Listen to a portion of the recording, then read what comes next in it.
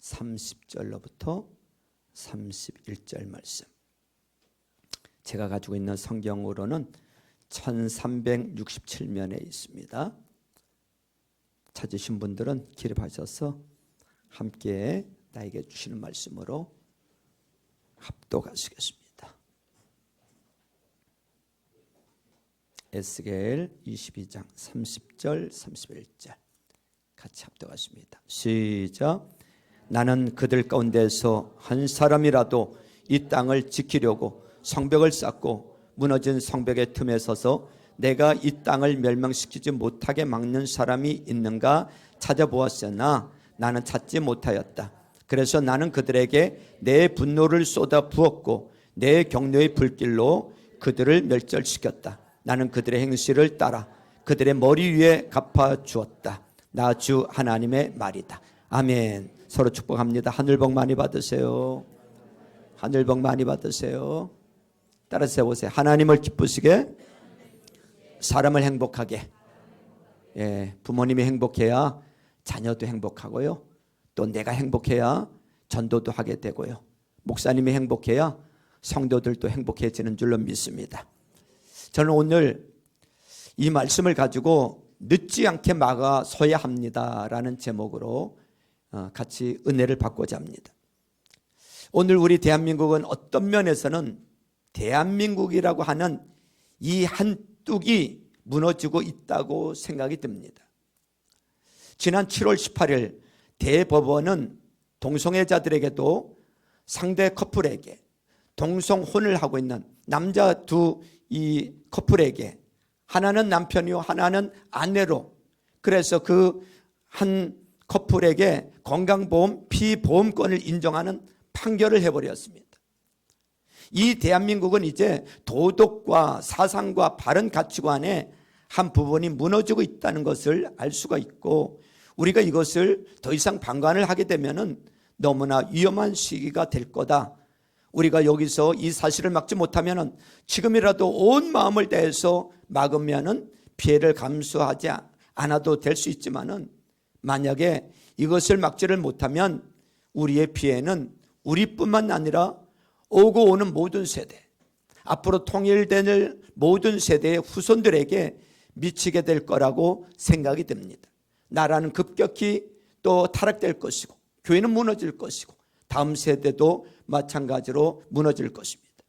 여러분, 우리가 이 대한민국의 슬픈 날이 오기 전에 이 사실을 막아서서 바르게 하지 못하면 우리와 우리 후손들은 통탄해도 더 이상은 어떻게 할 수 없는 이런 일들을 경험하게 될 것입니다. 2013년에 미국 연방대법원에서는 동성애자들에게 상속세 면제 혜택을 그 동성 결혼 파트너에게 학대 적용하고 난 다음에 2년이 지나고 난 다음에 2015년에 동성애법이 공식적으로 합법화되고 말았습니다. 미국도. 그때 만약에 워싱턴에 한 50만이든 100만이든 모여가지고 이 잘못된 거 처리해달라고 만약에 그들이 힘을 모아서 만약에 한 목소리를 냈으면 미국에서 그렇게 이 동성애법이 공식적으로 합법화되지 않았을 거란 말이죠.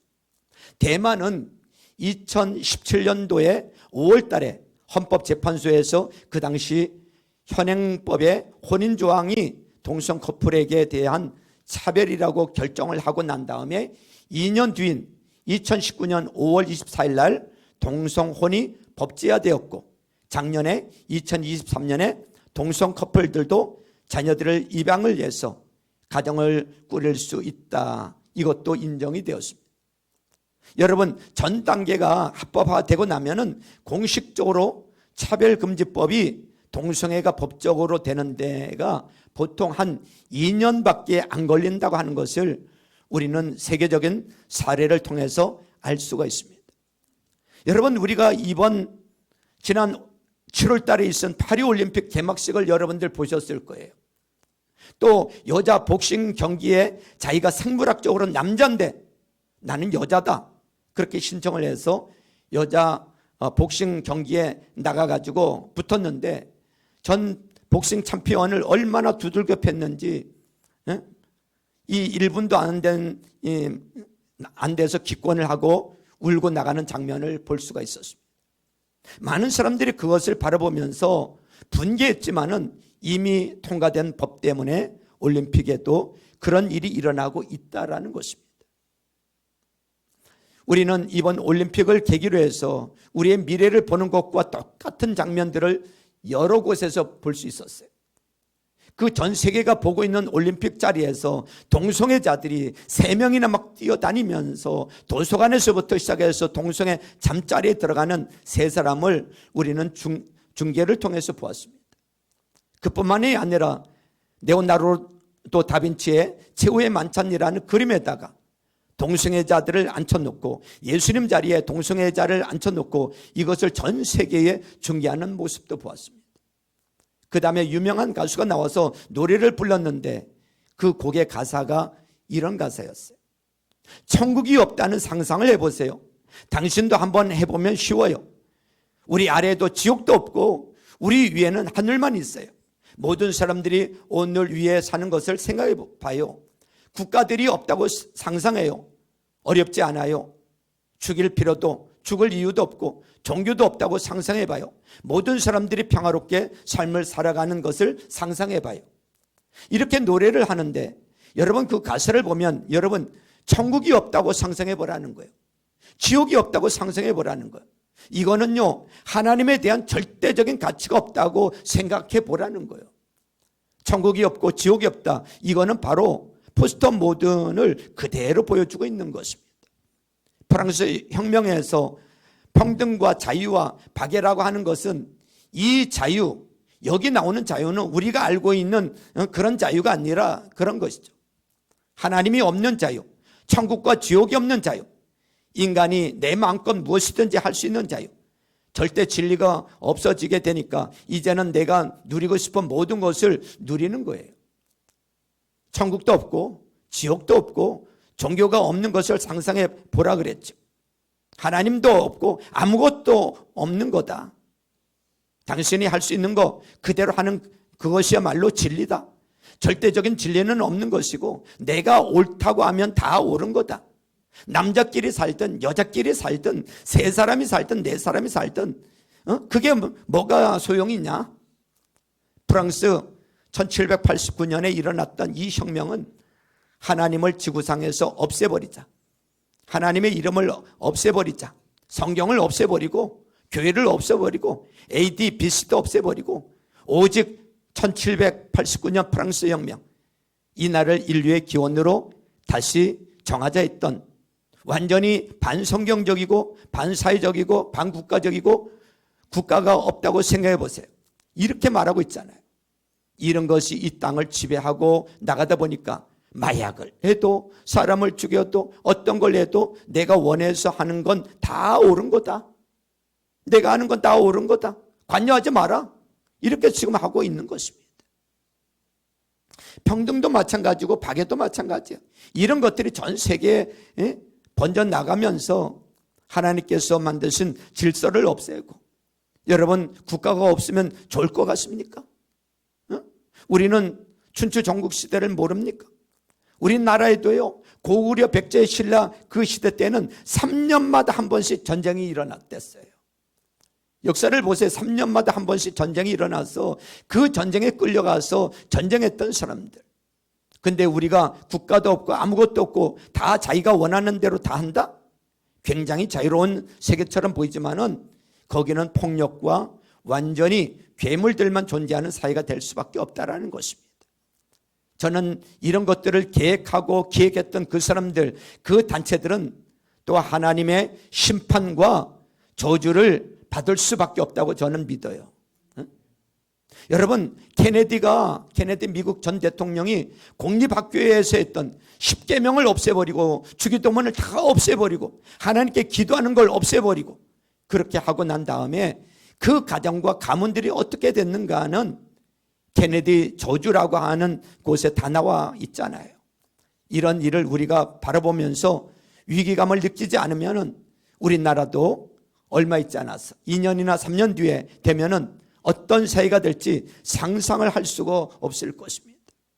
오늘 우리가 읽었던 에스겔 말씀을 보면은 하나님께서 예루살렘의 성이 무너지는데 누군가가 나가서 하나님 이거 막아주세요, 막아주세요, 막아달라고 외치는 사람이 없었기 때문에 예루살렘 성은 완전히 멸망을 했다고 지금 말씀을 하고 있습니다. 여러분, 이런 일들을 보면서 막아서는 사람이 없으면 하나님은 그대로 그 진노를 행한다고 이야기를 하고 계십니다. 다시 한번 보시죠. 30절 31절 같이 읽습니다. 시작. 나는 그들 가운데서 한 사람이라도 이 땅을 지키려고 성벽을 쌓고 무너진 성벽의 틈에 서서 내가 이 땅을 멸망시키지 못하게 막는 사람이 있는가 찾아보았으나 나는 찾지 못하였다. 그래서 나는 그들에게 내 분노를 쏟아부었고 내 격려의 불길로 그들을 멸절시켰다. 나는 그들의 행실을 따라 그들의 머리 위에 갚아주었다. 나 주 하나님의 말이다.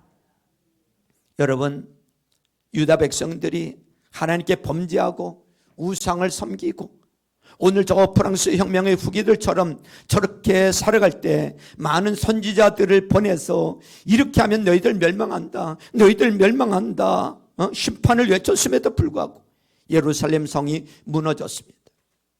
이 정도 됐으면 앞에 나가서 회개하고 하나님 우리가 잘못했습니다, 우리가 하나님 우리가 막았습니다, 이 땅을 살려주십시오 외치는 사람이 있어야 되는데 그런 외치는 사람이 있는가 찾으려고 찾았지만 아무도 하나님의 심판대 앞에 가서 하나님 이 땅의 백성들을 불쌍히 여겨주십시오, 이 예루살렘 백성들을 불쌍히 여겨주시고 유다 백성을 불쌍히 여겨주시고 하나님 진노를 거둬주시고 진노를 멈춰달라고 이렇게 하는 사람이 없었기 때문에 하나님은 원래 계획대로 그 범죄한 사람들을 심판할 수밖에 없었다고 지금 하나님은 말씀하고 계세요. 사랑하는 성도 여러분, 아브라함은 소돔과 고모라가 멸망한다는 이야기를 듣고 어떻게 했습니까? 하나님 앞에 나가서 하나님 의인 50명만 있다면, 45인이 있다면, 40명만 있다면, 30명 있다면, 20명 있다면, 10명만 있다면 어떻게 하겠습니까? 그렇게 막아서는 사람이 있었기 때문에 그래도 조카 롯이라도 구원해주고 그 딸을 구원하게 된 것입니다. 예루살렘 5장 1절에 보면 하나님은 저 예루살렘 성거리에서 의인을 한 명만 찾아도 내가 이 예루살렘 성을 멸망하지 않을 거다. 그러나 그런 사람 한 명이 없었기 때문에 예루살렘 성은 멸망을 당했다고 성경은 증언을 하고 있습니다. 사랑하는 성도 여러분, 우리가 코로나 때도 사람들이 앞에 나가서 막아서서 정부를 향해서 교회들이 연합해서 이러면 안 됩니다, 막아섰으면 한국 교회를 완전히 문을 닫는 이런 일은 일어나지 않았을 거라고 생각을 합니다. 어떻게 그럴 수가 있겠습니까? 막아서는 사람이 없었기 때문에 총회장들도 나서지 않았고 나서는 사람들이 없었기에 만만하게 보고 자기들 그 회의에서 이 정도 하면 아무도 막아서지 않을 거다, 한국의 대형 교회들이 막겠느냐? 못 막을 거다. 만약에 막는 교회가 있으면 그들의 비리를 폭로해서 완전히 묻어버리고 그런 교회를 한두 개 보이면 아무도 막아서지 않을 거다. 그래서 비대면 예배라고 하는 들어보지도 못한 말을 하면서 모든 교회 문을 닫아버리고 제대로 예배 드리지 못하게 했기 때문에 코로나 지나고 3년이 지나고 난 다음에 그 믿던 30%는 온데간데 없이 사라져버렸고 우리나라 청소년들이 얼마나 급감했다는 사실을 모든 뉴스를 통해서 우리는 통계를 통해서 볼 수가 있지 않습니까? 오늘 우리는 이런 일을 다시 허용해서는 안 될 줄로 믿습니다. 유다에서 그 많은 사람들 중에서 그런 것을 바라보고 예루살렘 성 앞에서 막아서는 사람 한 사람 없었기 때문에 유다는 바벨론의 멸망을 당하고 시드기야 왕은 자기 눈앞에서 자기 왕자들이 다 추행을 당하는 것을 보고 자기 자신도 눈이 뽑혀가지고 그래서 묶여서 바벨론까지 끌려가서 그 바벨론에서 인생을 마감하게 됩니다. 여러분, 우리는 이 포로로 잡혀갔던 기간들을 보십시오. 그 포로로 잡혀갔던 그 기간 동안에 그들이 당했던 그 고통은 말로 다 할 수 없을 거예요. 에스겔 선지자는 그발 강가에서 바벨론까지 포로로 잡혀갔던 그 백성들의 처지를 시편 137편에서 이야기를 하고 있어요. 137편 1절로부터 7절에 보니까 이렇게 말씀하고 있어요. 우리가 바빌론의 강변 곳곳에 앉아서 시온을 생각하면서 울었다. 그 강변 버드나무 가지에 우리의 수금을 걸어 두었더니 우리를 사로잡아 온 자들이 거기에서 우리에게 노래를 청하고 우리를 짓밟아 끌고 온 자들이 저희들 흥을 돋우어 주기를 요구하며 시온의 노래 한 가락을 저희들을 위해 불러보라고 하는구나. 우리가 어찌 이방 땅에서 주님의 노래를 부를 수 있으랴. 예루살렘아, 내가 너를 잊는다면 내 오른손아 너는 말라 비틀어져 버려라. 내가 너를 기억하지 않는다면, 내가 너 예루살렘을 내가 가장 기뻐하는 것보다 더 기뻐하지 않는다면 내 혀야 너는 내 입천장에 붙어 버려라. 주님, 예루살렘이 무너지면 그날에 에돔 사람이 하던 말 헐어버려라, 헐어버려라, 그 기초가 드러나도록 헐어버려라 하던 그 말씀을 기억하여 주십시오. 그 유다가 멸망하기 전에 누군가가 나서서 하나님이여 이 땅을 회복시켜 주시고 백성들이여 일어나서 우리가 회개하고 다시 살아갑시다, 이렇게 누군가가 막아서는 사람이 있었으면 그 수치를 당하지는 않았을 건데, 그들은 잡혀가고 난 다음에야 그 이방인 앞에서 하나님께 드리는 노래를 부르면서 그들을 기쁘게 하는 그 처지를 안타까워하면서 울면서 노래한다고 말씀하고 있습니다. 울면서 노래하고 있다. 그리고 바벨론 포로로 잡혀갔던 그 사람들은 70년 동안 수치를 당하고 고통을 당하고 그때부터 나라를 잃어버리고 난 다음에 예수님이 오실 때까지 400년 동안 남의 나라의 식민지로 있다가 또 로마의 식민지로 있다가 2000년 동안 또 도리 생활하다가 히틀러에 의해서 650만 명이 가스실에서 죽고, 그러고 난 다음에 겨우 나라를 찾았지만 지금도 전쟁 가운데 있습니다. 하나님의 심판의 때를 막아서지 아니하고 그 때를 그냥 보내고 나면은 그 후손들과 그 백성들이 당하는 고통은 말로 다 할 수 없고 그들이 울고 울어도 소용이 없는 그런 시대가 온다는 말입니다. 우리 대한민국도 마찬가지예요. 7월 달에 그런 판결이 났다고 하는 것은 이제 2, 3년 안에, 몇 년 안에 저런 것들이 통과가 될 것이란 말이죠. 이미 끝났다고 생각하는 사람들도 있어요. 그렇게 되면 일어날 일들은 말로 다 할 수가 없을 것입니다. 여러분, 뚝 하나가 터지는 거는요, 여러분 이 단단한 뚝이라도 어디 구멍 하나, 작은 구멍 하나 났을 때 바로 막아버려야지. 방치해버리면 점점 거기에서 물이 새기 시작하면 뚝은 바늘구멍만 한 것이 이 팔뚝만한 구멍으로 커지고 점점 커지다 보면 어느새 뚝은 무너져서요, 쓸어버리는 쓰나미처럼 몰려오는 막을래야 막을 수 없는 일이 벌어지게 된단 말이죠. 이 동성애 법이라고 하는 것은 아무것도 아닌 것처럼 보이지만 그 법 뒤에는 수백 가지 법이 따라오기 때문에 도저히 막을 수 없고, 교회가 자랄 수 있는 생태계를 완전히 무너버리기 때문에, 교회가 자랄 수 있는 생태계를 완전히 무너버리는 거예요. 거기에는 어떤 벼를 심어도 어떤 작물을 심어도 안 되는 거야. 그렇게 되면 교회는 무너지게 돼 있어요. 자연이요, 안 되게 돼 있는 거예요. 영국의 예가 그 예예요. 40년 전에 그들은 그것을 방치를 했어요. 뭐 별일이야 있겠어. 그리고 한번 나서서 한번 이거 구호 한 번도 외치지 않았어요. 무슨 일이 있겠어? 아이 나야 뭐 별일 없겠지. 뭐 나야 잘 먹고 잘 살면 되지. 뭐 우리 교회만 별일 없으면 됐겠지. 큰 교회든 작은 교회든 그냥 방치해버렸습니다. 그것이 통과되고 난 40년이 지난 지금 그들은 땅을 치면서 통곡하지만 돌이킬 수 없어. 그때만 하더라도 90% 이상이 믿는 나라였어요. 영국이요. 지금은요 2%도 안 됩니다. 2%도 안 돼요. 1%나 될까? 다 넘어가서 큰 교회들은 다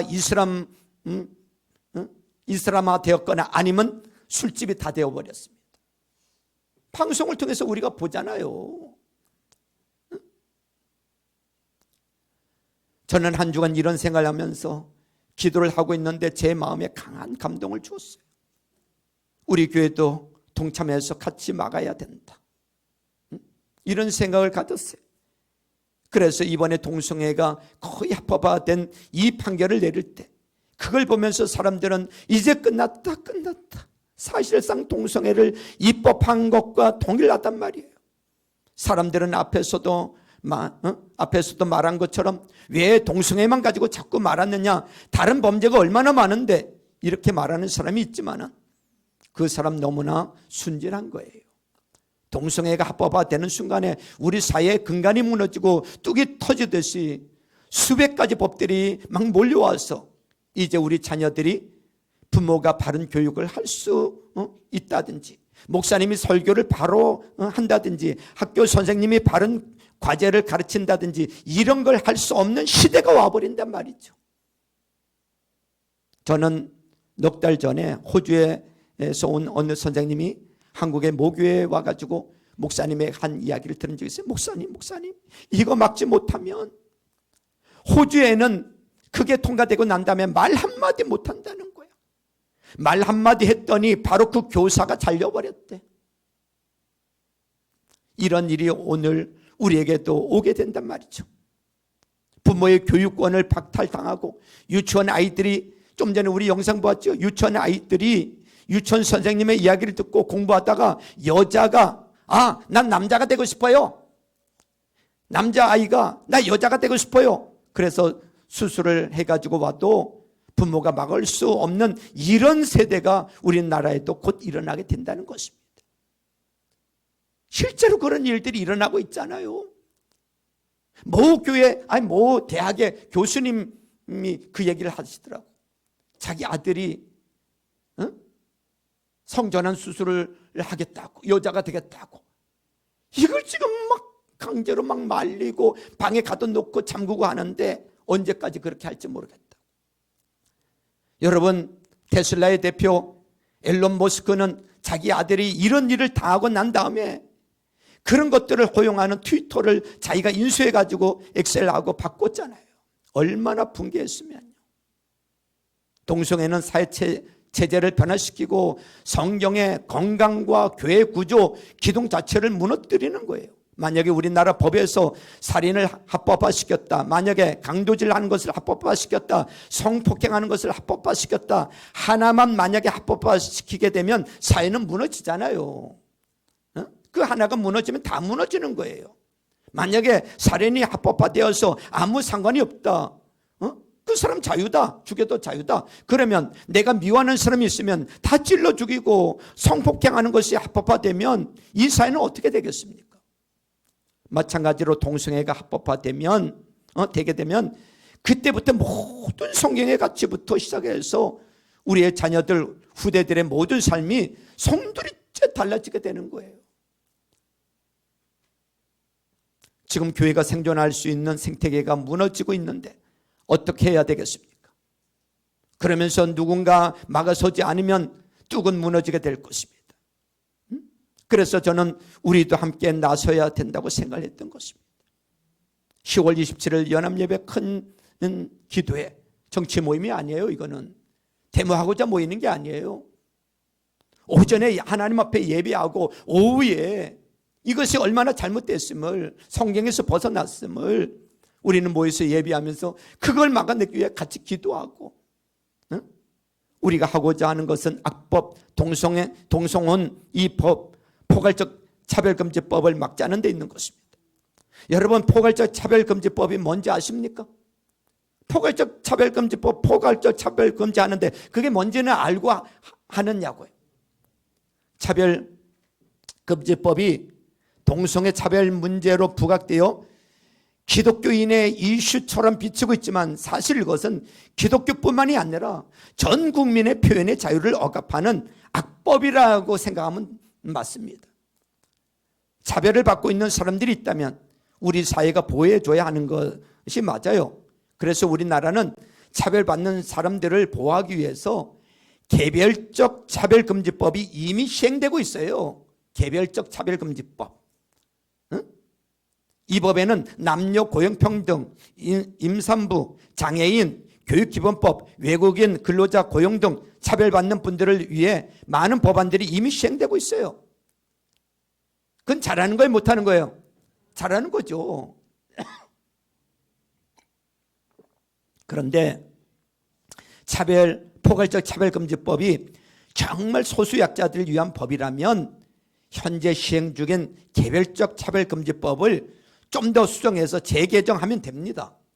그런데 왜 포괄적 차별금지법을 새로 만들려고 하는 것인지, 또한 이것이 시행되면 어떤 일이 벌어지는지를 알아야 되는 거예요. 방금 말씀드린 개별적 차별금지법이 현재 시행되고 있고, 그동안 이것은 건전한 비판의 대상이다, 차별이 아니다라고 여겨져 오면서 개별적 차별금지법에 포함되지 않던 세 가지 부분이 있어요. 이 세 가지 내용들을 포괄적 차별금지법에 넣어 새로운 법을 만들려는 거예요. 그러면 포괄적 차별금지법에 새롭게 추가되는 세 가지를 알아보면 이런 것들이에요. 그 중에 첫 번째는 성적 지향입니다. 성적 지향.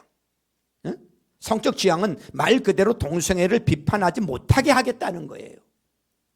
그래서 현재 이 동성애 부분에 포커스가 맞춰져 있고 이것이 가장 중요한 이슈는 맞습니다. 그렇다고 해서 이것이 전부는 아닙니다.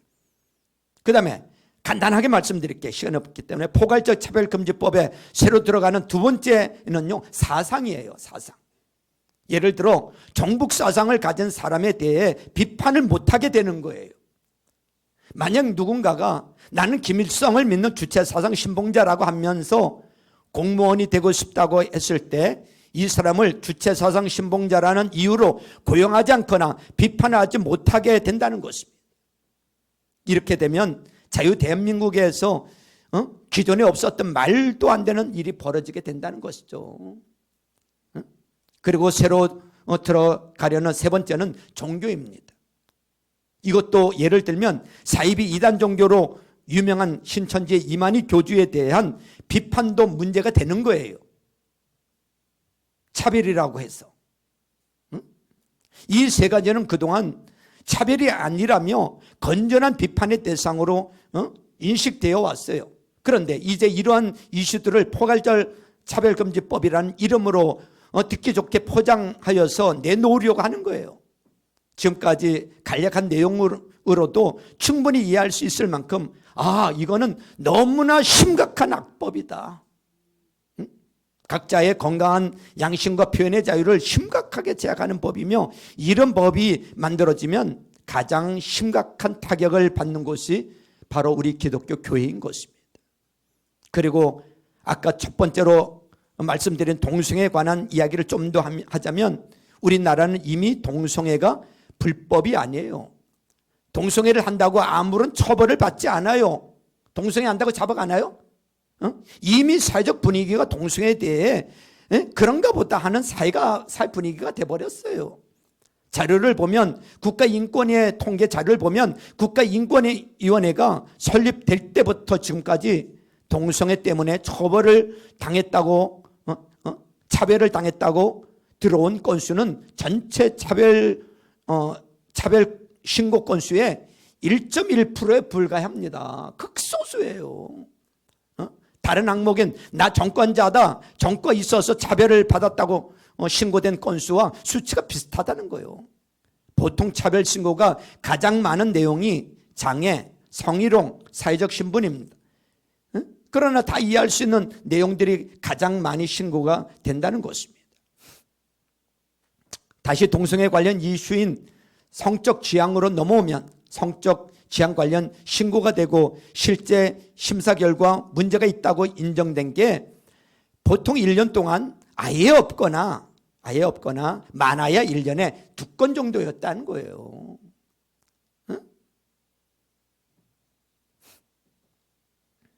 이런 내용들만 보아도 이미 불법이 아닌 동성애를 합법화하려는 시도와 이미 실제 차별을 받는 경우가 거의 없는데 이걸 부각시켜서 시행하려는 것은 반대 세력을 축소시키려는 시도로밖에 보여지지 않는 거예요.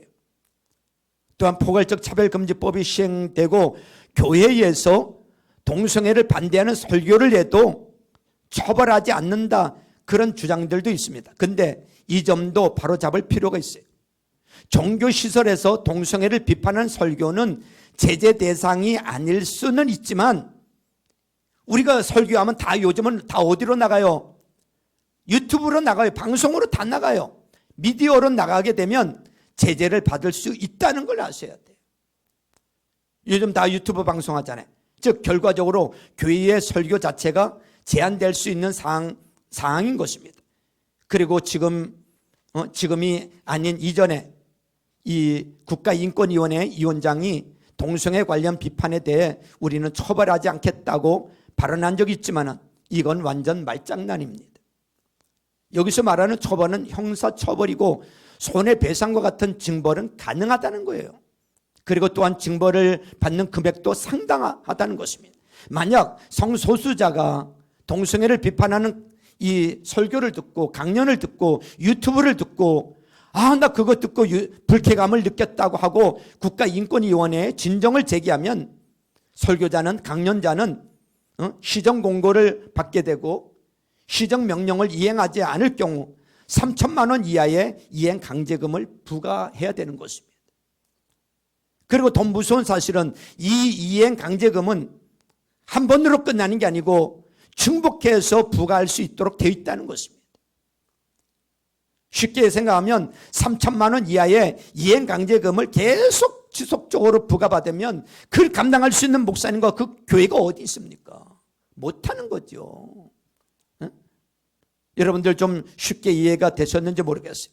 이런 동성애와 포괄적 차별금지법을 막기 위해서 한국교회 성도들이 100만 명이 모여서 또는 유튜브로 100만 명이 동참하여서 하나님을 찬양하고 예배해서 다시는 이런 악법들이 통과되지 못하도록 해야 될 줄로 믿습니다.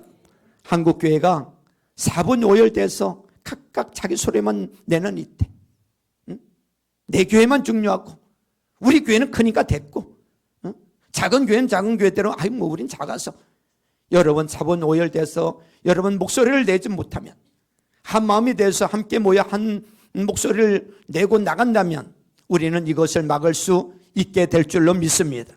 저 차별금지법이 통과된 나라가 전 세계적으로 지금 한 36개 정도밖에 지금 안 돼요. 36개. 아직도 많은 나라들이 저것을 지금 막아내고 있어요. 이제 서구 유럽에서부터 저것이 오다 보니까 막을 수 없는 것처럼 생각이 들지만은 우리는 반드시 막아야 될 줄로 믿습니다. 코로나 때도 그렇게 당했는데 이번에도 만약 일어서지 않는다면 우리는 역사의 배신자가 될 수밖에 없을 것입니다.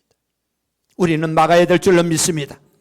지금 우리들이 마지막 힘을 다해서 우리 시대에 이걸 막아서 유산을 만들어주고, 목사님들도 장로님들도 권사님들도 이걸 막아내고 나중에 나이 들어서 은퇴하고 물러날 때,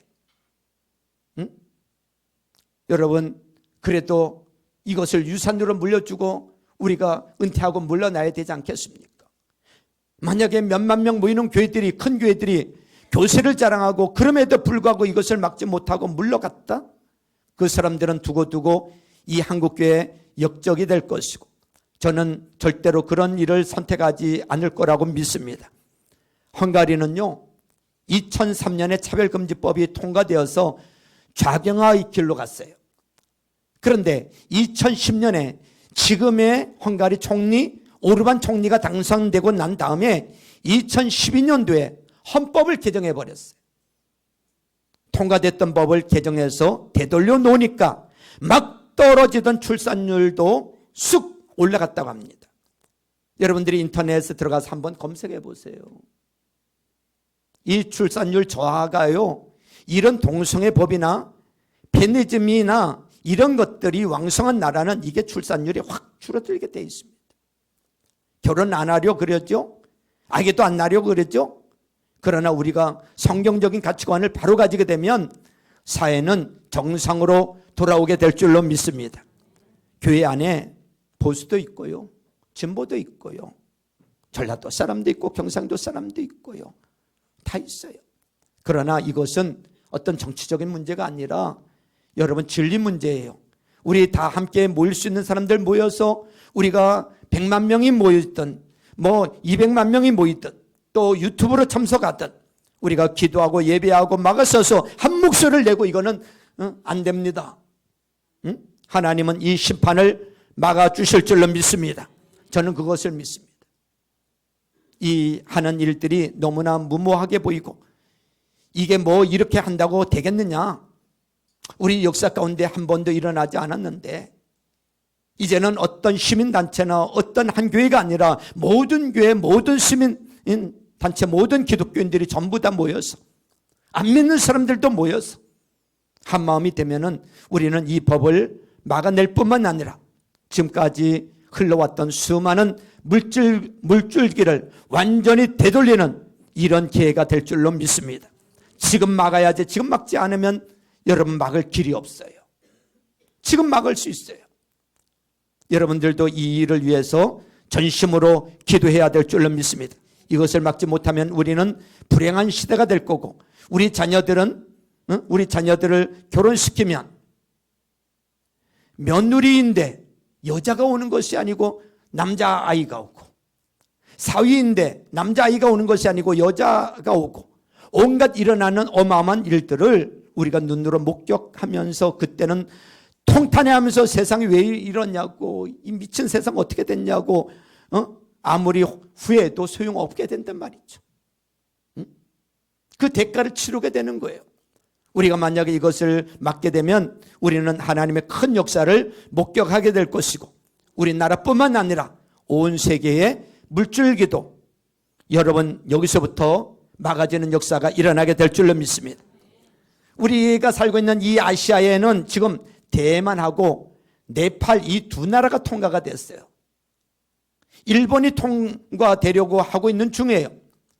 우리가 이 한 나라가 이것을 막게 되면 다른 나라도 영향을 받게 될 줄로 믿습니다. 대한민국이 막았다. 우리나라도 막자.